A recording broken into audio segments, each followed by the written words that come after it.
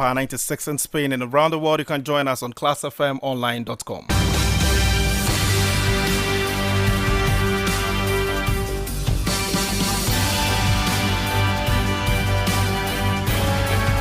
And coming up this afternoon, President Mahama directs National Petroleum Authority to absorb 2 Ghana cedis on every litre of diesel to cushion impact of fuel hike.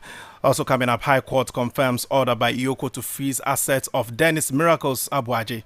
Still to come, Education Minister clarifies foreign languages will remain optional under new curriculum.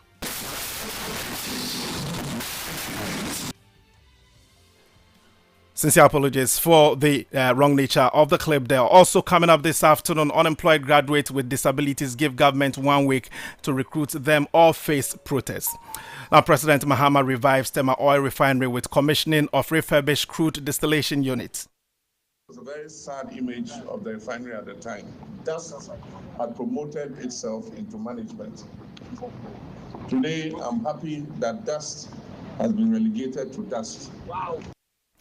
And also coming up later on in the bulletin, investigations begin into fire outbreak at Wa Islamic Senior High School Girls Dormitory. As at around 11 p.m., we were able to extinguish the fire without recording any casualty while we conduct investigations to ascertain the cause of this unfortunate fire. We have details of these stories, including some others, coming up in the next 30 minutes. Please stay with us.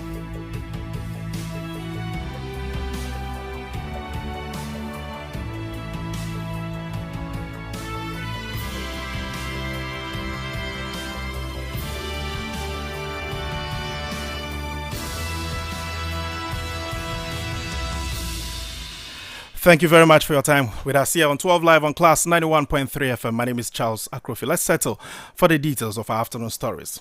Now, President Mahama has directed the National Petroleum Authority to absorb 2 Ghana cedis on every litre of diesel amid recent fuel price hike. It follows the Institute of Energy Security's call on government to intervene immediately to cushion customers or consumers against the recent surge in petroleum product prices across the country. In a press release issued earlier today, the IES expressed deep concern over the recent cost of fuel, warning that the development is inflicting, quote, significant financial hardship on households, businesses and transport operators. The price floor for petrol was set at 14.53 Ghana cedis per litre, representing a 9.41% increase from the previous pricing window. Diesel's price floor rose from 18.26% to 16.97 Ghana cedis per litre, while LPG increased by 8.54% to 11.06 per kilogram. By Monday, August 6, some OMCs had already started implementing higher prices, with diesel selling above 18 Ghana cedis per litre at selected pumps. Meanwhile, the Chamber of Oil Marketing Companies, COMAC, attributes the expected increases to the escalating conflict between the United States and Iran, which has pushed up international crude oil and refined petroleum product prices amid concerns over simply disrupting higher freight cost and security risks along the Strait of Hormuz. We're working on the phone line shortly, where we'll be joined by Prosper Smith to understand the dynamics as far as the recent fuel hike in the country is concerned. He is a researcher with the Institute of Security Studies. Prosper Smith shortly will be joining us so that we can actually put things into proper perspective and understand how the dynamics are shaping up, even as we're talking about all the global tensions, the geopolitical tensions, and its repercussion effect on our economy currently as we speak. Thankfully, we have Prosper Smith, and of course, he's a researcher with the Institute of Energy Studies. Mr. Smith, thank you very much for your time with us on 12 Live. So we already seen diesel prices nearing 19 Ghana cedis per litre at some pumps. How much of these projected increase will actually be passed on to the consumer, and what is your own assessment of the cumulative impact on inflation and the cost of living for an average Ghanaian family, especially when the transport sector, which has already threatened a 30% fare increase, is likely to respond again? Thank you very much, Charles, and then good afternoon to your listeners as well. Yes, our downstream sector has really defined how exposed we are to international global pricing of products. You realize that the frequent price volatility is making the market in terms of pricing a bit unstable. if you see the crop price that NPA released prior to this point, you see that there's been a sharp increase in that of petroleum pricing. You check that of petrol, and it's around the price change is around 9%, about 1 cedi, 25 pesos compared to the previous pricing window that just ended. And you come to diesel, and it's plus 2 cedis compared to the previous prices, and that is reflective of what has been happening in the international price. And there have been issues that there is even a daily change in pricing, which I cannot independently verify, knowing that we have a system that determines our pricing. But mainly, it tells you how volatile the fuel price has been in the last few days. It is changing rapidly and putting a lot of uncertainty in terms of the pricing trend that we are seeing currently in the country. And so if IES indeed release a report calling on government, if you look at the differences in fuel pricing now, diesel is somewhere almost 18 cedis at some OMCs. And so it is appropriate that government steps in to cushion consumers as it were, as they did before, because obviously the differences are not something that the consumer can bear those costs alone. So the dynamics are such that we are exposed extremely. Prices are a bit volatile looking at what is happening in the Middle East. And as soon as these prices are changing, it means that the market must also adapt to this changing of prices. Okay. And so that has been the trend in the sector. Okay, just minutes before coming into the bulletin, we understand that there was there's a release from the presidency which actually announces that the National Petroleum Authority should absorb 2 Ghana cedis on every liter of diesel, and of course, amid all this fuel price hike that we're talking about this afternoon. From where you stand, how crucial is this move by government? Yes, it is indeed very, very crucial, knowing the part that fuel plays in the economy. You know, transport, the sales of goods and services, and the likes. Obviously, we depend on fuel to make those cost-profit analysis. So it plays a very crucial role. And especially if you look at diesel, that is, industrial use and then heavy vehicles and the like. That is a backbone of what drives the economy. Very and well. So if the cost of your raw materials, of which fuel is inclusive, is high, then you are seeing generally,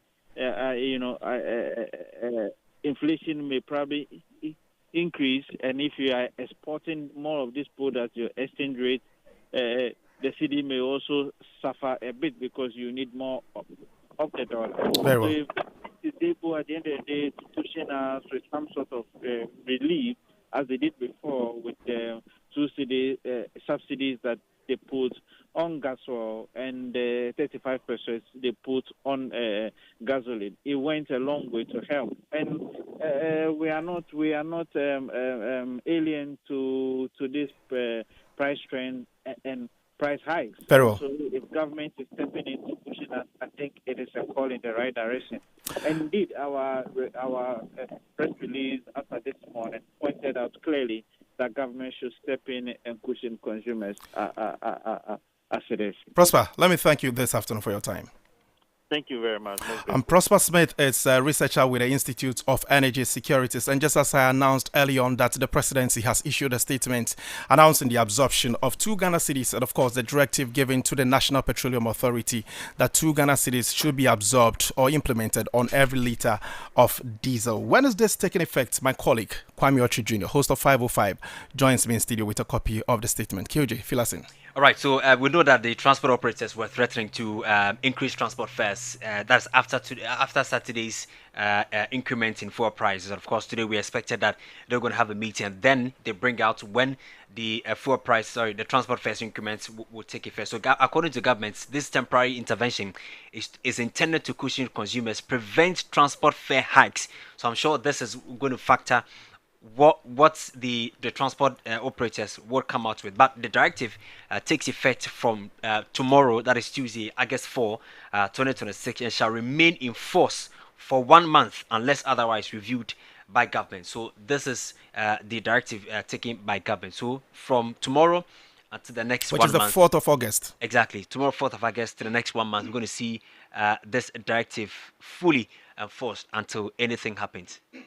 Kyoji, let me thank you for your time this afternoon. And that's Kwame Ochi Jr., host of 505 here on Class 91.3 FM. It's still 12 live here on Class 91.3 FM. Let's move on or shift our attention to some other stories now, because the Education Minister, Haruna Idrisu, has clarified that Chinese, Arabic, and French will remain optional subjects under the revised basic school curriculum. He says English and Ghanaian languages will continue to serve as the primary medium of instruction, while the foreign languages will only be offered based on learners' interest and availability of teachers. The minister explained that the revised curriculum is aimed at strengthening foundational learning by improving literacy in both English and Ghanaian languages.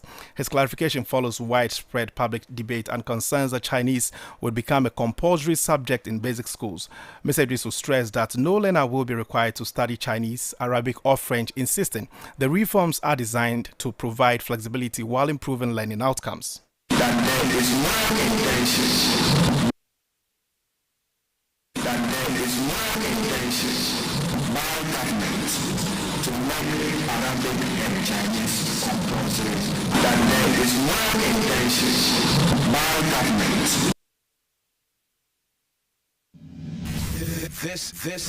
This is Class 91.3. This is Class 91.3. Live around the world on 91.3 FM and classfmonline.com. This is 12 Live. And of course, 12 Live here on Class 91.3 FM with me, Charles Akrufi. Apology for the bad quality of the sound that we played for you early on. But of course, you do know that the Education Minister has announced that Chinese and Arabic and French will remain optional subjects under the revised basic school curriculum. We're working on the phone lines now, and hopefully we get to speak to Irene Sam. She is the Public Relations Officer for the Parents Teachers Association, to understand really what they make of the development as announced by government. As and when we do, we'll bring her in and have the conversation with her. But still staying on this development, though, and attention is on, let's turn our attentions to some other development, I beg your pardon, and our attention is on Presidential Envoy for Reparations, Spio Gabra, after the deadline to provide evidence supporting his use of the academic title Doctor. Now, the Ghana Tertiary Education Commission had directed Spio Gabra to submit documentation indicating the institution that awarded the doctorate to submit documentation indicating the institution that awarded the doctorate, whether it is an end doctoral degree or an honorary doctorate. We'll come back to this story, but let's go back to our earlier story with regards to the medium of instruction and talking about the Chinese language, Arabic, and French as announced by Education Minister. We are joined on the lines by Irene Sam. She's the Public Relations Officer for the Parents Teachers Association. Good afternoon, madam. Thank you very much for your time with us on 12 Live. So, first of all, does the PTA support the decision? Right. Does the PTA support the decision to make Chinese, Arabic, and French optional instead of compulsory? Well, as we currently speak, we have also seen that communique that has been communicated, but we are yet to meet as an association to really deliberate about the whole thing. But you see, the whole thing is that we should not be in a haste to keep on introducing subjects to our children. Already, we feel that they are even overburdened, or that they are studying right now. I mean, we have not even done a science and data to see how performance is being achieved over the years. So we only plead that whatever we want to do, let us do it carefully and let it systematically. So as we are speaking now, we have seen that communique, but we are yet to meet our association to deliberate on it, to confer with our members and see how far that will go. But we plead that matters of this sort shouldn't just be a talk, it should be backed by science and data. What is informing them to bring these languages on board? The existing one, how has it been achieved? How has learning outcomes be achieved over the years? We have to look at all these things before we keep on introducing new things to making it so stressful for our children to study. You obviously have germane concerns with regards of to the way and manner government is going ahead to implement this policy, if I may. What has been the level of collaboration between the PTA and the Ministry of Education and all the stakeholders within the chain to ensure that there's some consensus before even the introduction of same? You see, that is where the problem is.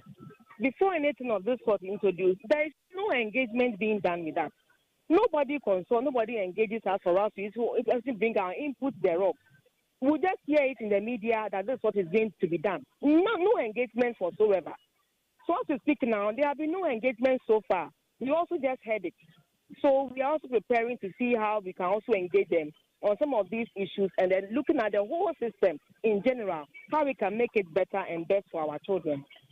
When should we expect the PTA to come up with its position on this issue? Very soon. We have a lot to discuss. We have a lot to engage. So this is one of the which we are going to do very, very soon, please. Right. Madam, thank you very much for your time with us on 12 Live. Welcome. And she is the Public Relations Officer for the Parents Teachers Association, Irene Sam. To some other stories, and attention is on Presidential Envoy for Reparations, Ekos Piogabra, after the deadline to provide evidence supporting his use of the academic title, Doctor, expired. The Ghana Tertiary Education Commission had directed Ekos Piogabra to submit documentation indicating the institution that awarded the doctorate, whether it is an end doctoral degree or an honorary doctorate. The date which was conferred, or it was conferred on him, and the process through which it was awarded. According to the Commission, the use of academic titles that have not been earned or conferred through a recognized academic process is misleading and undermines the integrity of Ghana's higher education system. It stressed that all academic titles must be backed by formal academic validation and used in accordance with established standards. GTEC further stated that should Mr. Kospio Gabra fail to provide the required documentation, he would be expected to immediately stop using the title doctor and provide evidence that it has been removed from all official documents, institutional profiles, websites, letterheads, and other public or professional platforms. The Commission had given Mrs. Piogabra until July 31 to comply with this directive. Now, investigations are underway into the cause of a fire that gutted a girls' dormitory at Y Islamic Senior High School, displacing several students. The incident occurred at about 7:30 p.m. on Sunday, August 2, after most students had left the dormitory for their classrooms. According to the headmaster of the school, Al Hassan and that's Bafara, so sparks were detected in the dormitory while a few students were still inside, prompting authorities to raise the alarm and call the Ghana National Fire Service and the police. The fire was brought under control within about 30 minutes after firefighters arrived at the scene, and the affected dormitory block, which had 5 rooms with each room accommodating about 30 students, were destroyed. Let's get onto the phone lines now and speak to the Public Relations Officer, or a member of the Public Relations Division of the Ghana National Fire Service, Assistant Divisional Officer 1, Alex Kinate. Good afternoon, sir. Thank you very much for your time with us on 12 Live. First of all, what is the latest in terms of the fire incident that gutted the girls' dormitory at the Wa Islamic Senior High School? Unfortunately, I don't have Alex Kinati on the line. We're still working on the phone lines, and I will bring you the details as and when we get him. But what we do know is that the affected dormitory block, which had about 5 rooms with each room accommodating about 30 students, were affected, with students losing personal belongings, including mattresses, books, and clothing. No injuries or fatalities were recorded. The affected students have since been relocated, with some asked to return home temporarily, with others having been moved to available classroom blocks. Now, speaking to Class News, and of course, Alex Kinate, who spoke to Class News early on, said that preliminary investigations are ongoing to establish the cause of the fire. Still 12 live here on Class 91.3 FM. We'll bring you details with regards to that story, even as we try to work on the phone lines and get Alex Kinate to give us the latest in terms of what their preliminary investigations are pointing to right about now. But it's still 12 live here on Class 91.3 FM. My name is Charles Akrofi. Let's move on to some other stories now. And a coalition of unemployed graduates with disabilities have given the government a one-week ultimatum to recruit qualified persons with disabilities who applied during the recent Ghana Education Service recruitment exercise or face an indefinite peaceful occupation of Jubilee House, and as the Ministry of Finance and the Ghana Education Service headquarters. In a statement signed by the group convener Gilbert Boateng-Ijari, the coalition accused the Ministry of Education and the Ghana Education Service of failing to honor the government's commitment to reserve at least 5% of public sector jobs for persons with disabilities. The group said it submitted a verified list of 200 qualified graduates with disabilities for consideration during the GS recruitment exercise, but none was offered employment. Let's get onto the phone lines now, and we are joined on the lines by Gilbert Boateng-Ijari, who is the convener for the coalition of unemployed graduates with disabilities.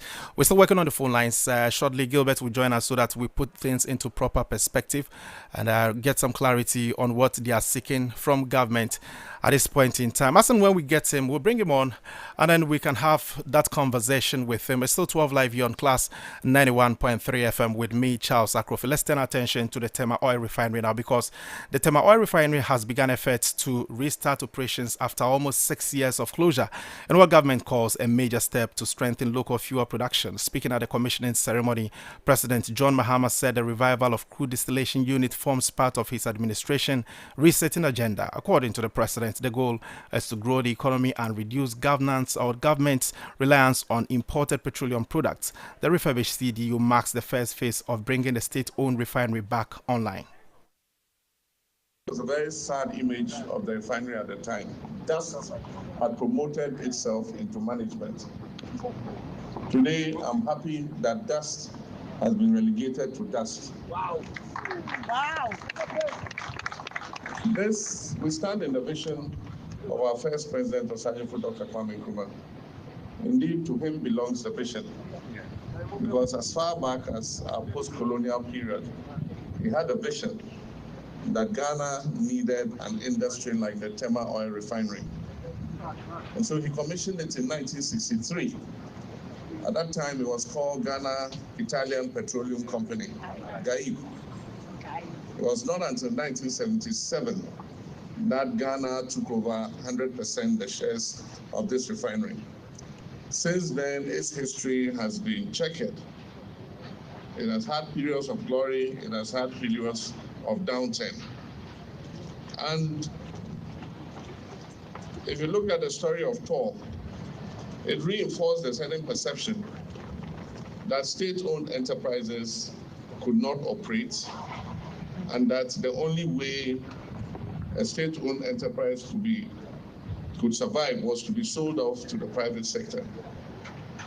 Tor has disproved that theory. Because as the minister told you, if not for the bravery of the workers and their resistance, this edifice here, this refined strategic national asset here, would have been leased out for 15 years for $22 million. But today, to the glory of God, a very determined management and board, very talented and efficient workers, working with strategic partners, has turned the fortunes of this refinery around. And I must say that this has been done without a single CV from the government of Ghana. Wow.